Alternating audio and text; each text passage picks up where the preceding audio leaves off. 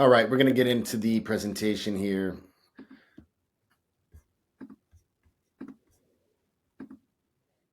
So, hiring the right talent, it's really important that we look at the whole person when we're hiring. So, we have a big philosophy around using objective data to make better informed people decisions. The hiring process is otherwise incredibly subjective. What we do is we bring objectivity to the otherwise subjective hiring process. Now, we do that with scientifically validated behavioral assessments, which is very important. Fun fact, there's actually 800 assessments on the market. So if you Google assessments, there's 800. You have DISC, you have Enneagram, you have Myers-Briggs, you name it. There's so many assessments out there, but only a handful are actually scientifically validated to be used for pre-hire and selection. So they have scientific validity. The results are stable and repeatable over long periods of time. And we're going to get into how we use a job target in defining the role in order to make sure we're getting the right person for the right role every time. Some applications, of course, beyond just hiring, I think it's important to note with a short 5-minute assessment, we get enough behavioral data of an individual to be able to solve many different business problems. So the outer rung of this ring, those are all strategic objective, right? Leadership development. We want to make sure we're equipping our leaders to understand their people, developing them both personally and professionally. Organizational development, change management.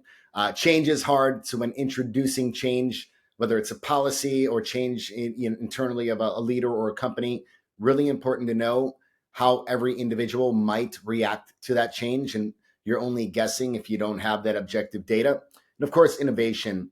And then the middle rung of this circle here, that's all the tactical stuff: team building, job design, coaching, performance management, even succession planning.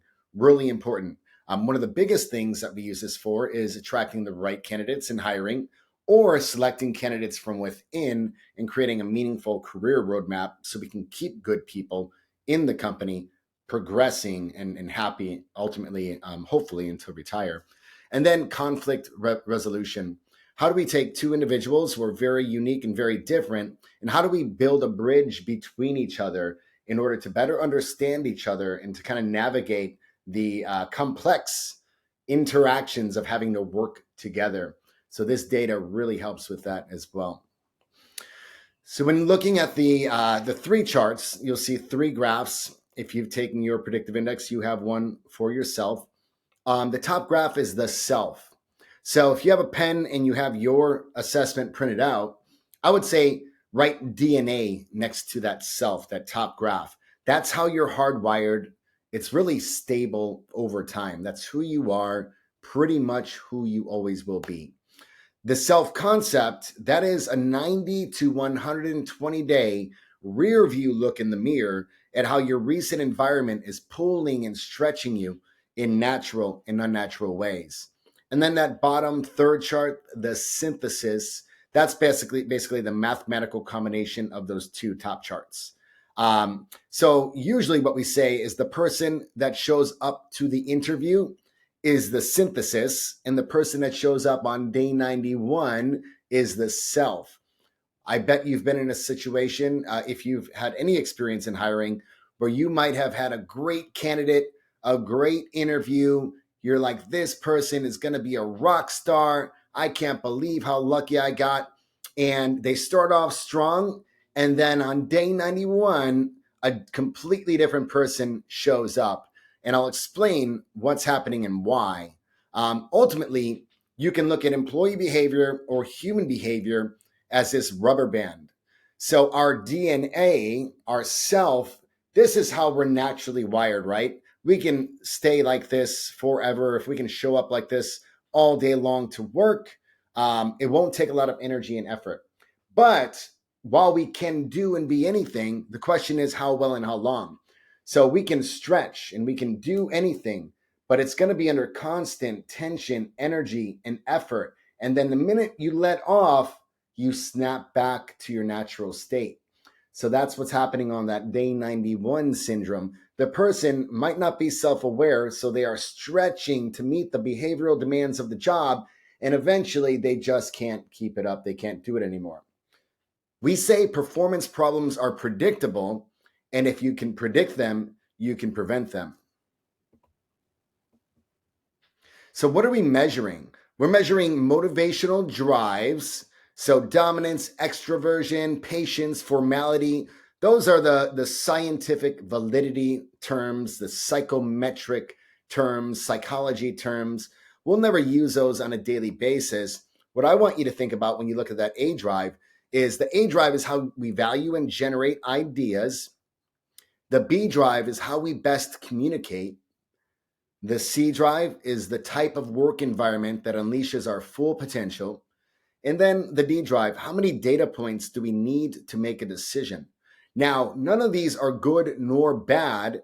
It's just how we're naturally wired. So we want to make sure that we're aligning ourselves with positions that are essentially allowing us to be more of what we do well and less stretching. So here's what we're not measuring, really important as well. We're not measuring IQ. We're not measuring education and training. We're not measuring skills, experience. We're not measuring values or attitudes. You can say, do they align with the culture and core values? That's another thing that we have to look at when we're interviewing. And I'll teach you all how to look at the whole person as you're interviewing somebody. But ultimately, we're not measuring any of those above. All we're measuring is the motivating drives and the needs and behaviors that you can predict with those drives. So this is our A drive, how we value and generate ideas. That median is that black triangle right in the middle. Now, everything to the right is high, everything to the left is low. Neither good nor bad, right? You can imagine as we're getting out to those edges, all the way to the right or all the way to the left, those drives are a lot more strongly expressed. The needs associated with those drives are a lot more strongly expressed and needed. It's almost like the volume is cranked up all the way on those behaviors and drives as we get to the ends and the outer points. Now, as we're closer to that middle point, that median, that black triangle, that's bringing the volume all the way down. So the drives are less strongly expressed. The needs are less likely to be needed as badly or as importantly. They're still there, but the volume is turned down.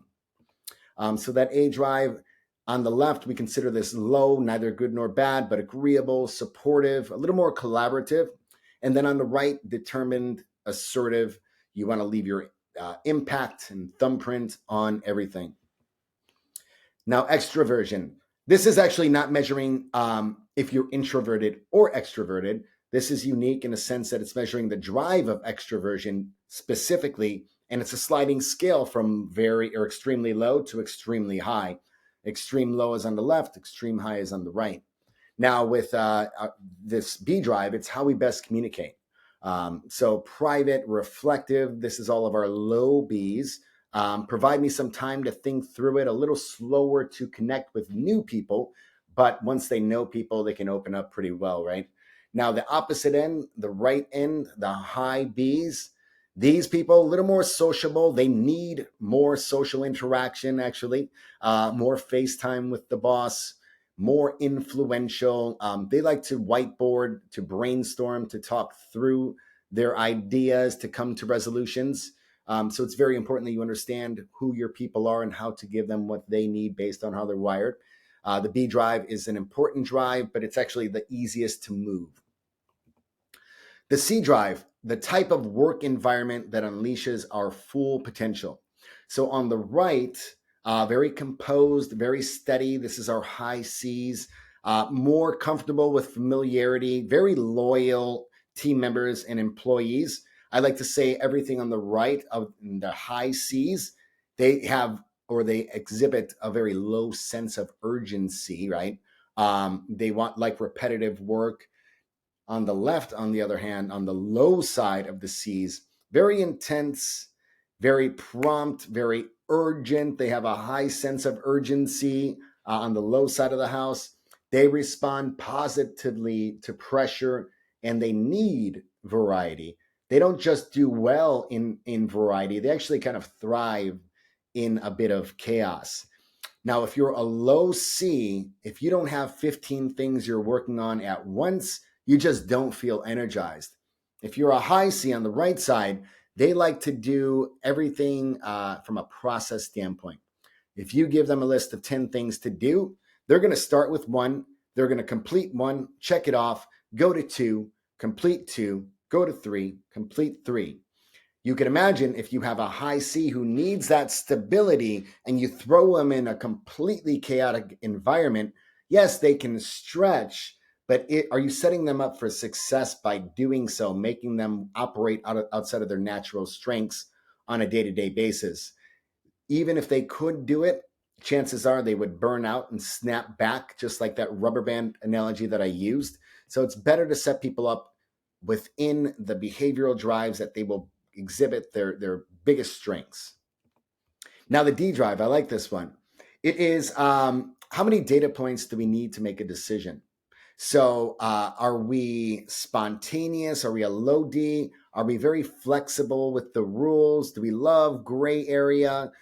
Don't confine me to rules and structure, or low Ds. And it's a sliding scale, remember? So as we get all the way out to the left edge, that is an extreme version of the low D. As we get to the middle point, though, then we're talking about a little less strongly expressed with the drives and needs. Now, if you give the low D a rule book, they will say, thank you for the suggestions. I will take a look at it, but ultimately I'm going to figure out a way to do it that works within how I do it. Now, it could be great in some roles and it could be detrimental in other roles, right? So if you need precision, you need black and white, you need crossing of the T's, dotting of the I's on a consistent basis, not a nice to have, but a must have, you need a high D, right? So the high D's, very diligent, very structured, give me framework, right? Now, what's interesting is if you give feedback to a high D, they're going to look at that as clarity, which is amazing. If you give feedback to a low D, they may look at it as micromanagement. So very important that you know not only the people you're working with, but how to deliver feedback and how they might perceive it. Self-awareness is ultimately the most important trait of a great leader. And you have to understand not only how you're wired, but also how others perceive you and how to work with others based on how they're wired as well. These assessments are incredible to be able to do that. So why do people behave as they do? I actually wrote a book, How to Succeed in Spite of Yourself. And the question that I posited was, why do people do what they do? And why don't they do what they say they will do? And it all comes down to these three very basic things. Usually we are able to witness behaviors, right? So we make judgments based on behaviors of people. Sometimes we'll guess how they're wired based on their behaviors. We don't recommend that. Oftentimes there's a lot of biases involved in that as well. So if you only see behaviors, you're really just subjectively guessing at their drives and what they need, right? But if we flip this on its head and we say, why don't we measure the motivating drives? And because we know those drives, now we can predict their needs and the behaviors we can expect. So performance problems are predictable. And if you can predict them, you can prevent them. This is how we do that and do it with an uncanny amount of accuracy. Now, going back to our chart, looking at this whole person, a picture is worth 1,000 words. One thing I want you to note is the reason why this is the best assessment to use for hiring is because of its scientific validity and the scientific rigor. So if you look at that little black triangle in the middle, and then you see the little hash marks going to the right and left, you'll see 1, 2, 3, 4, and then 5 connecting up all the way down. That's 1 sigma or 1 standard deviation from the norm. Predictive index measures down to 1/5 of a sigma. So wherever these little vitamins, we call them, the A, B, C, and D drive, are bouncing around, it's very significant because we're measuring down to 1/5 of a sigma. So in Moneyball, if you all have ever watched that, a coach essentially with the lowest budget for bringing on high performers was frustrated, to say the least, because he didn't have the budget to be able to bring on top team members. So what he did was he got with a statistician that was a very big baseball fan, and he had a specialty in baseball stats. And he just said, "Look, I want to build a high performing team. Um, Obviously, the business results or his results for the team are I want more wins versus losses, and I want to win the division." So they were able to take statistics of batters essentially and people to get on base and make runs. And they were able to predict how many runs a player would score. So instead of playing high dollars and just subjectively guessing that they were top talent and they would perform, they were able to say, okay, well, we're just going to go based on the data, based on the stats. And they built an incredible team, high performing team, just on data, just on stats. Now, they did that in baseball. You can do that in your business as well.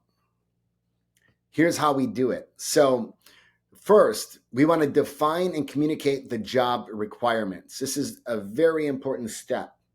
We're going to take an individual role. We're going to slow down, come out of our day-to-day busyness of the business. We're going to have a strategy session around, okay, what is this role? What's worked in the past? What's working now? And then where might this role lead in 12 to 18 months? Is it changing and evolving? Do we think it's going to stay static?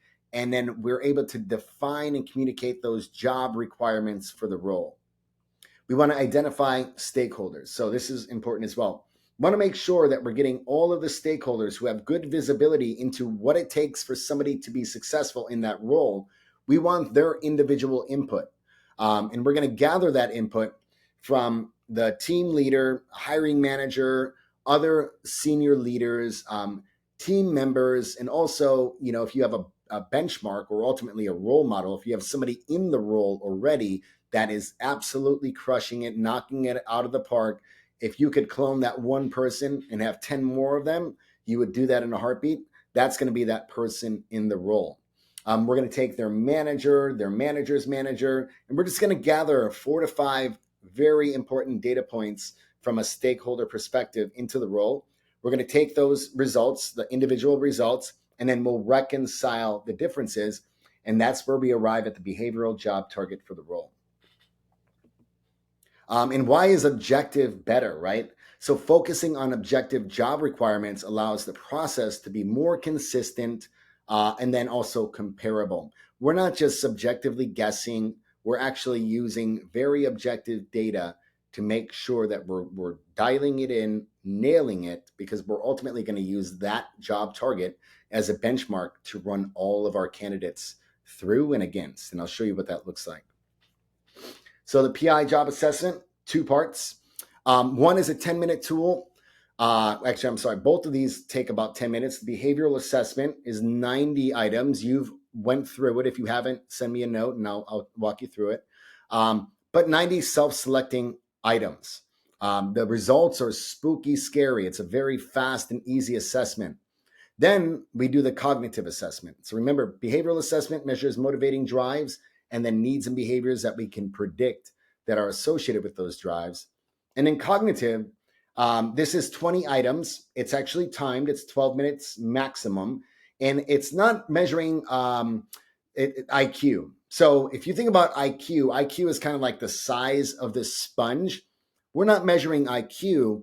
We're measuring general cognitive ability, or how quickly that sponge absorbs water, essentially. How quickly we learn new things, how quickly we can ramp up, and we generate a cognitive target for the role. And we have a 50-point swing up or down as kind of like an acceptable data point to look at. So if I have a candidate that comes in at 230, no problem. It just gives me a little more data on how quickly that person is going to ramp up versus what we know the role might require. So all objective inputs that we're taking a look at to give you more data to make not only better hiring decisions, but better onboarding decisions as well. So the cognitive assessment, again, general cognitive ability, verbal, numerical, abstract reasoning, understanding and processing complex ideas.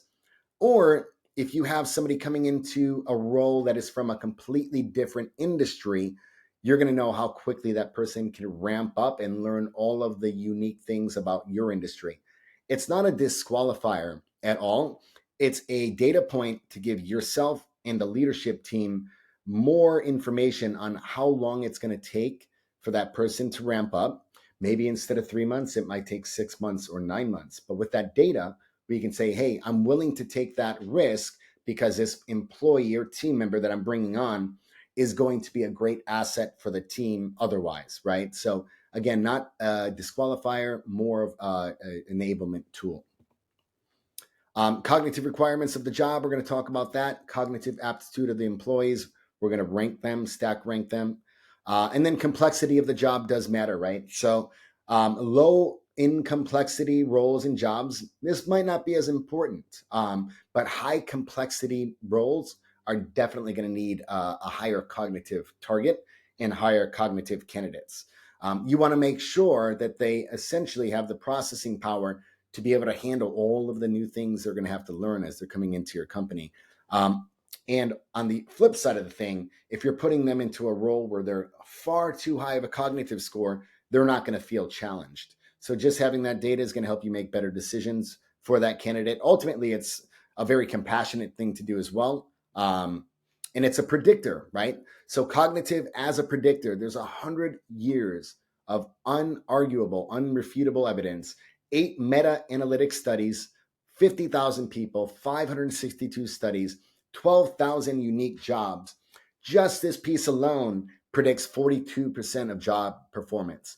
So if you just use cognitive alone, you're going to be able to predict their job performance in the role and how long they're going to be able to stay in it. Now, of course, there are a lot of other factors, culture, managers, good managers, bad managers, things of that nature. But just blindly looking at the data, this is a huge predictor of job success. Now, we're always going to look at the whole person. So what we bring to the table is we're helping you understand the drives, the behavioral demands of the role, and then the cognitive abilities of that candidate and employee. But ultimately, you're still going to have to look at knowledge and experience. We call this the briefcase. You're still going to have to look at their heart. So values and culture, are they a culture fit? Do they align with the core values that you've established for your company and organization and team? Because one bad employee, meaning one toxic employee that isn't good for the culture of the company, could bring the entire thing down or could spoil everybody around them. So you have to make sure that we're looking at the whole person, head, heart, and briefcase. Most people do a really good job with the interviewing, with looking at resumes. Again, we go back to that interviewing scenario where somebody shows up for the interview. They say, wow, they say all the right things. You're thoroughly impressed. You're like, wow, I can't believe I really got lucky with this one. And then on day 91, something goes wrong, right? Or within that time period, and somebody else shows up to work that day. And you're wondering, how did that even happen? And it is that alignment of their drives and then their ability to do the job. So when you factor in all three, now you're really saying, okay, well, I've checked all the boxes. I know this team member has the experience, aligns with the culture, and is a fit for the role. Now you're really increasing your batting average and your odds of keeping not only the right employee temporarily, but having the right person in the right seat for a long time, which is ultimately the goal. So you don't have to keep going and hiring. Turnover is the most expensive thing in your business.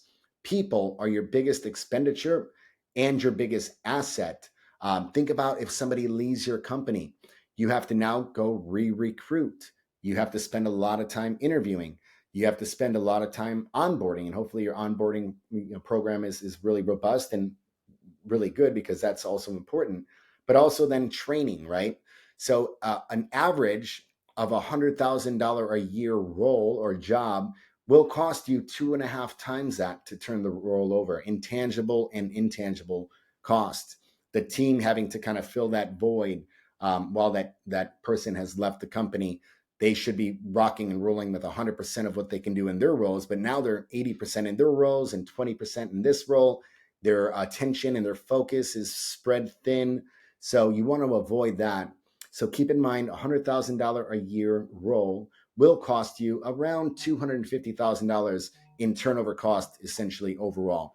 So something to think about. I like to say, look, if turnover was a line item on your P&L, you would take it a lot more serious. As business owners and entrepreneurs and leaders, we tend to kind of brush that data point under the rug, and we just say, I just need a hot body in the seat. Hot body in the seat is literally the kiss of death for business, and it's because of all the things we talked about with turnover. Not only might you have turnover, but even worse is you might have somebody in the role that is not producing well, and they're kind of what we call lack of engagement, quiet quitters, and they're essentially going to drag everybody down with them. They're not going to be producing the output from a performance perspective that they could be doing, and that is costing you a lot of money as well. So really important that you get it right. So we take the job, we look at the candidate, and we look at the fit. That's a very easy formula for hiring. Now, I keep hitting on scientific validity. Out of those 800 assessments on the market, only a handful are scientifically validated to be used for pre-hire and selection. So if you're trying to kind of retrofit another assessment to use for hiring, this is not the way to do it.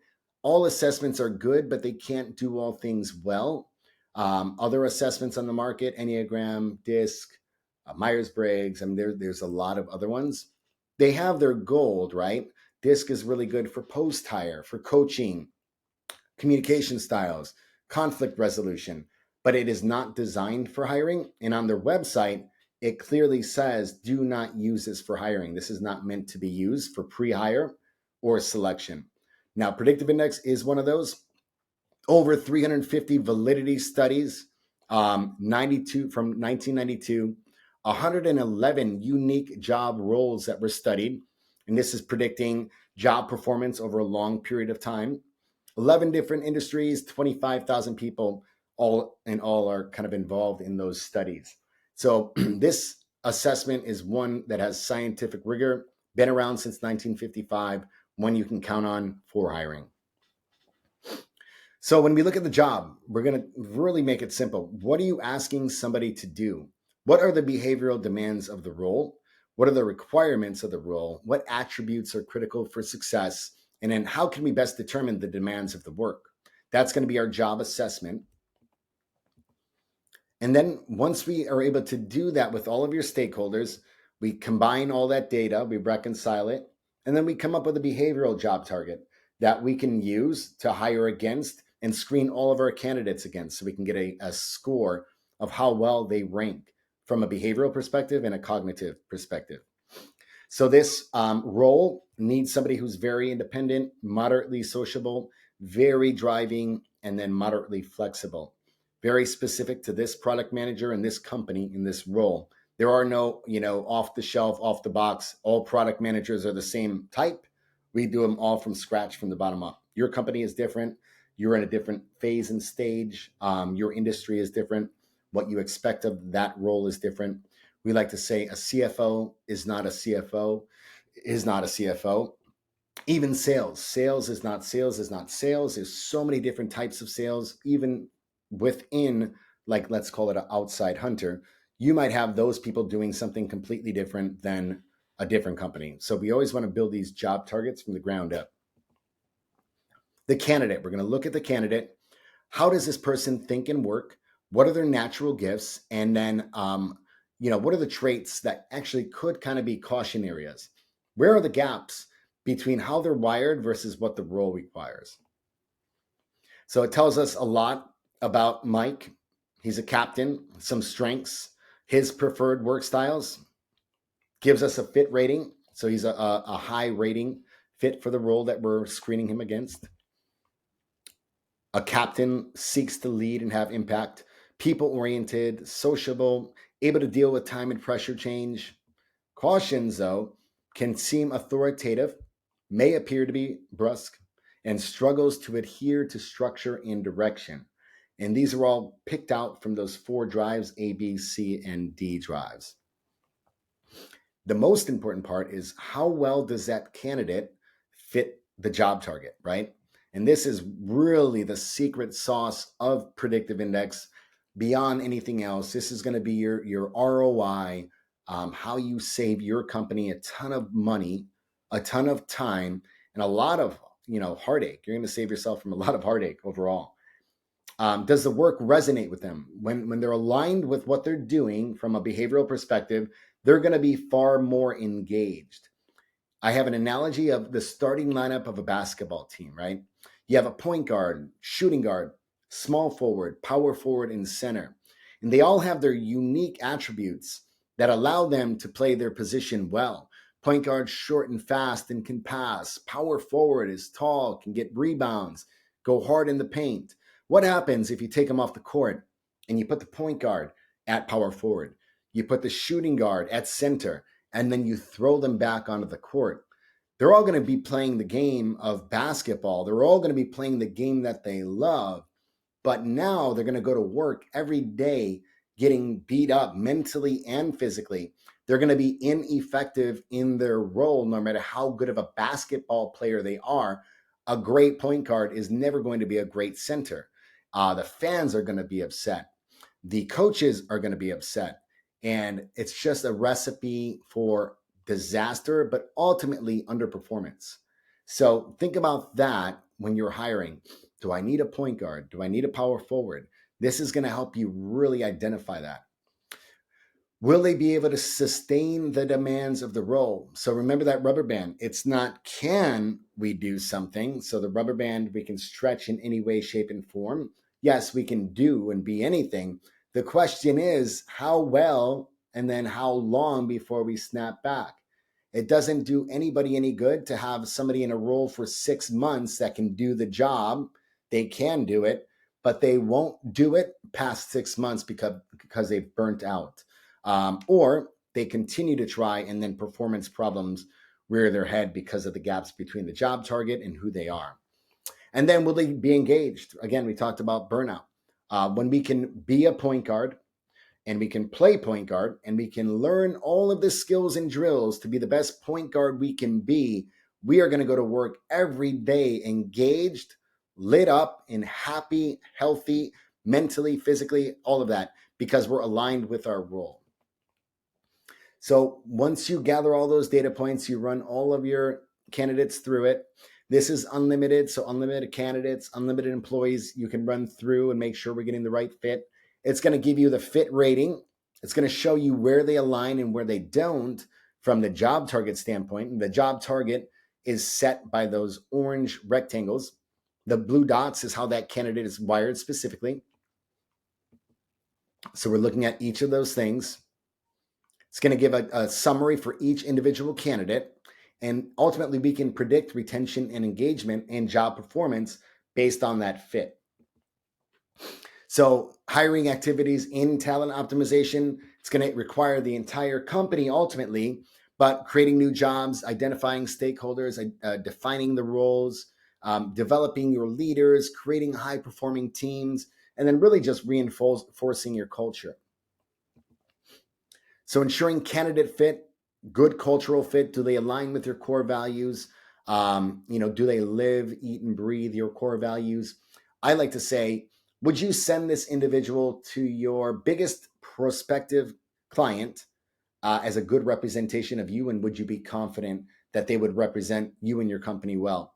Beyond just the skills of everything, just as a human being, the values they embody, and are they a good culture fit? Do they align with your core values?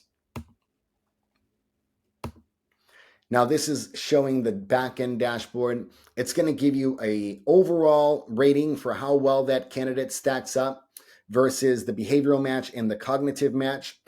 But we can look at behavioral and cognitive separate as well and make decisions based on that.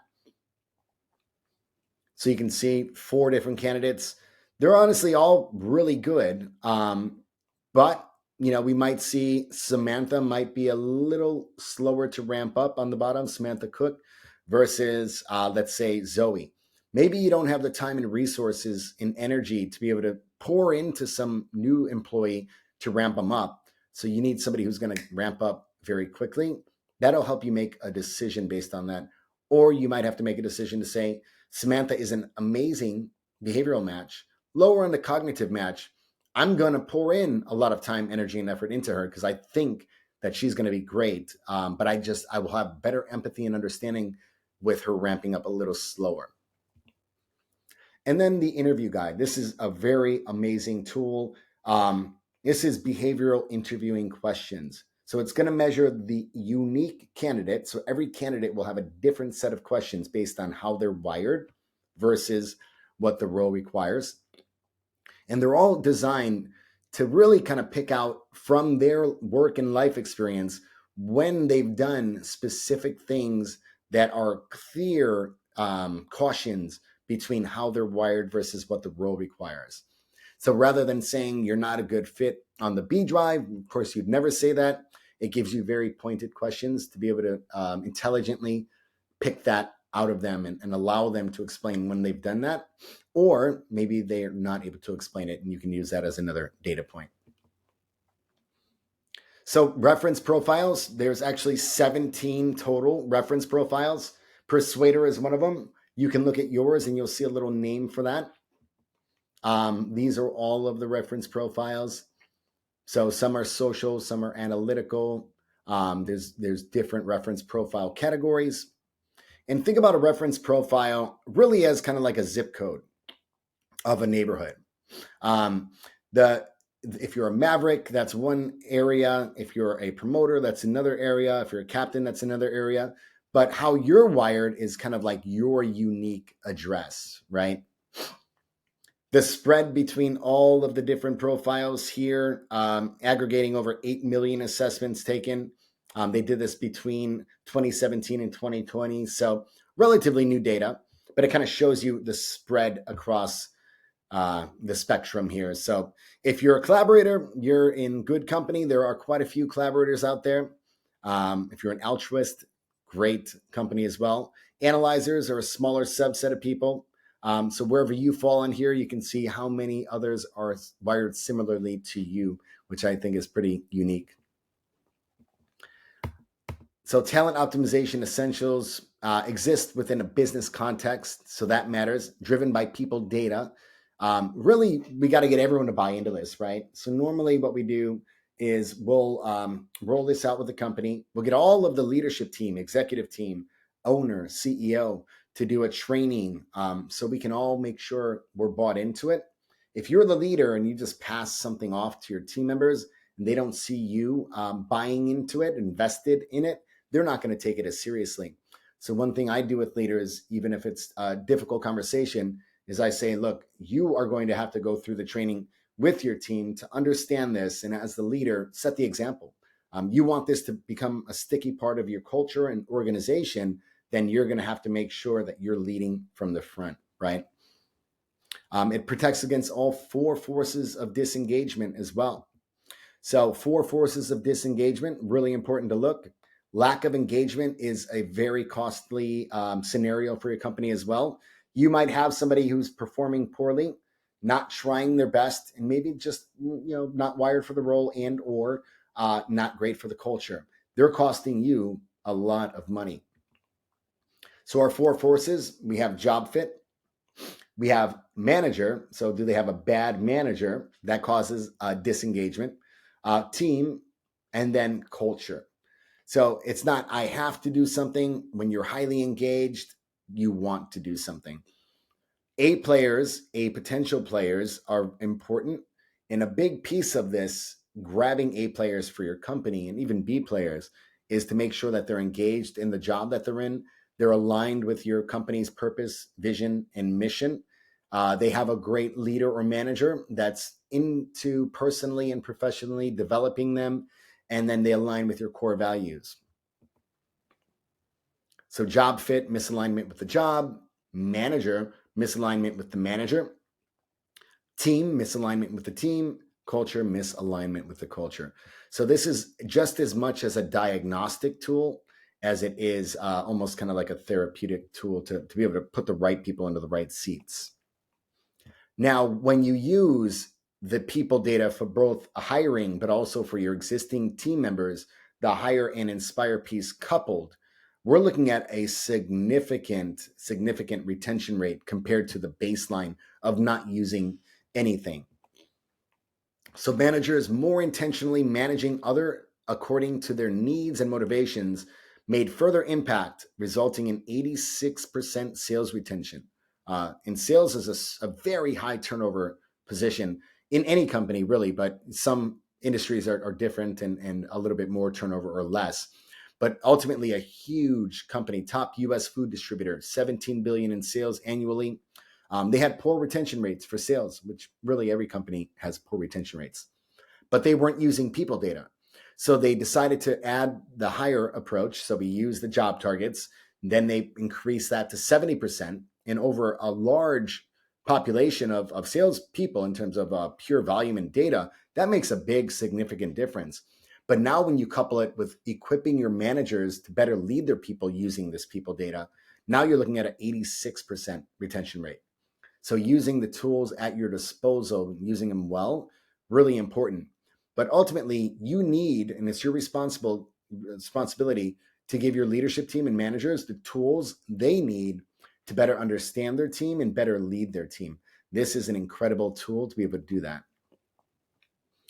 So think about, when you had a manager in your own lifetime, maybe you have, maybe you haven't. I have, certainly, that I least enjoyed working for. Now, I will tell you, as a leader and manager myself, I learned more from bad managers and being led by bad managers than I ever learned from any books that I've ever read. But now think about the best managers you've worked for.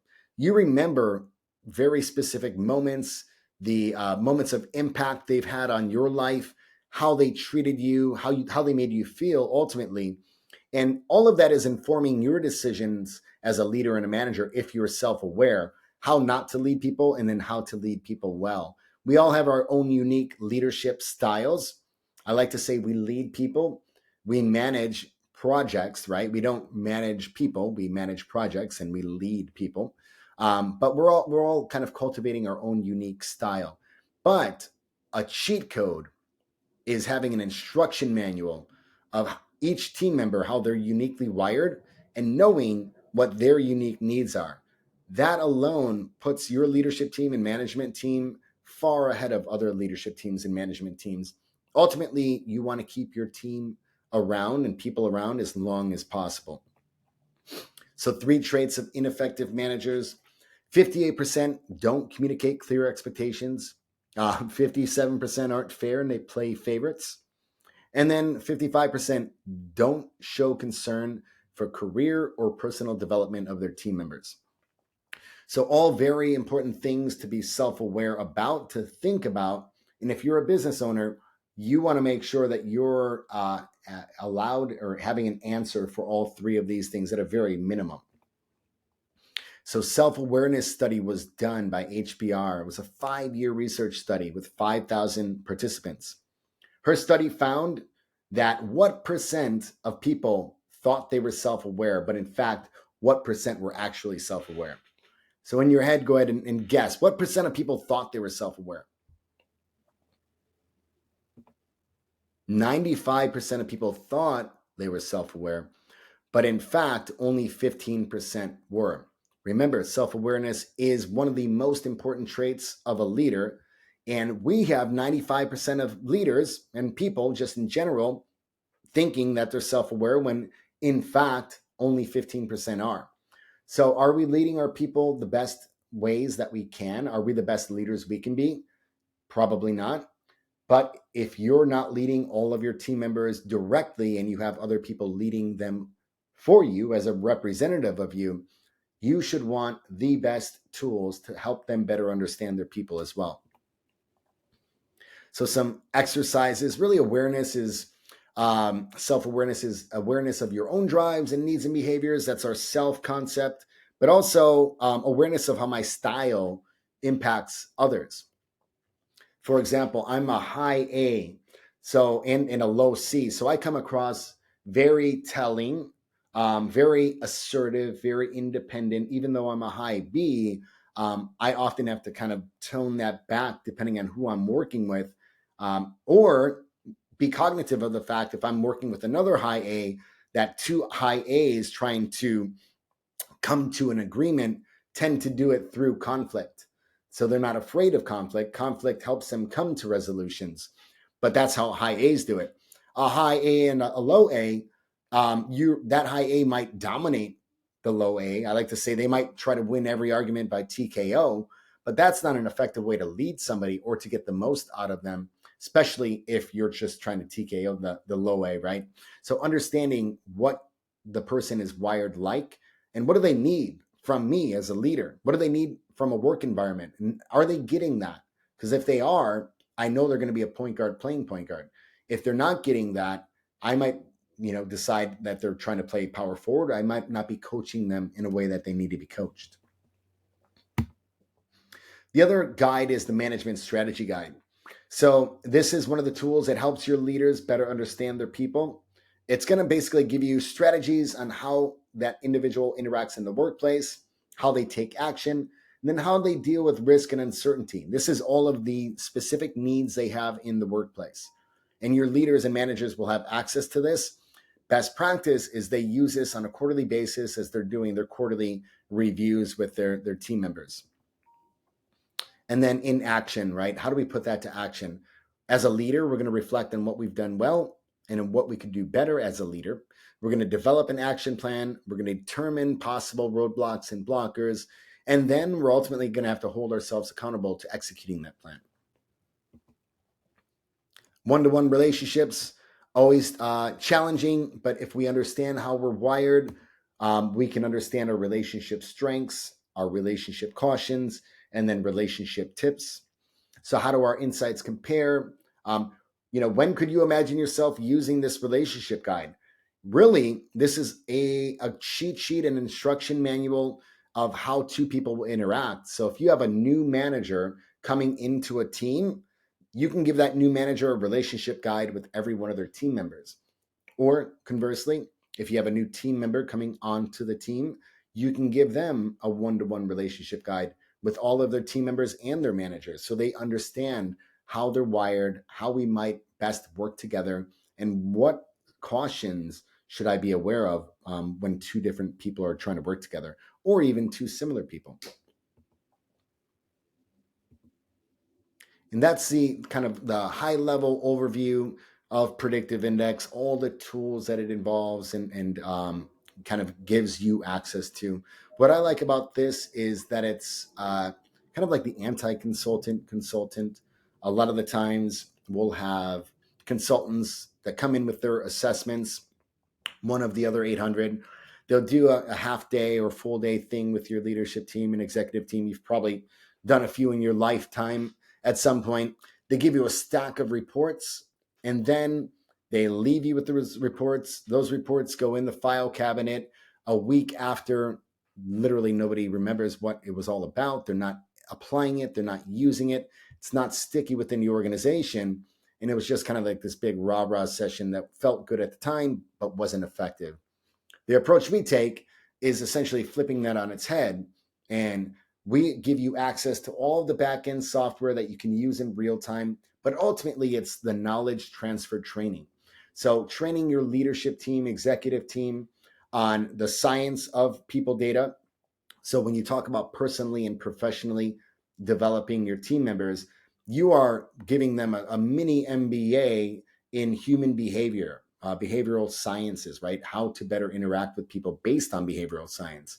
So you're doing wonders for them from a development standpoint, but you're giving them functional tools that they can use in real time with their team members to better understand them, to kind of redirect conversations, to resolve conflict, and really ultimately to show them that we understand who they are, we appreciate who they are, and we're going to help them become the best person they can be based on how they're wired. Any questions that you have, readyaimclimb.com. You can find me. You can fill out a form. We can do a 20-minute intro session, and we can even do a job target that we help work you with. So Thank you, and we'll talk soon.